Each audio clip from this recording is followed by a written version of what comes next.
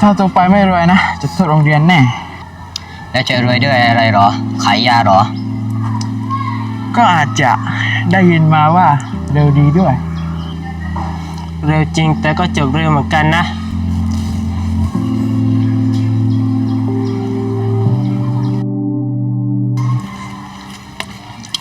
ดูนี่ดิเราวาดไว้หมดแล้วอนาคตเราคิดว่าเราจะทำการ์ตูนเรื่องของพวกเราด้วยแหละ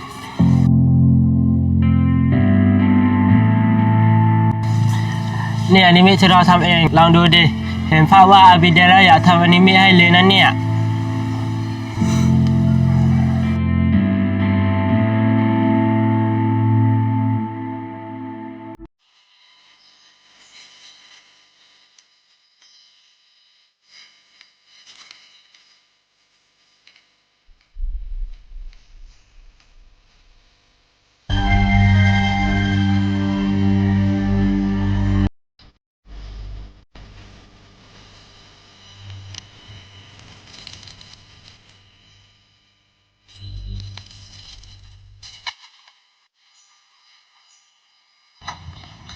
มีดินสออีกแท่งไหมเพื่อน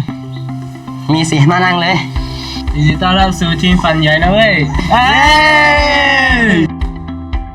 บางคนเลือกฝันแล้วเดินไปหา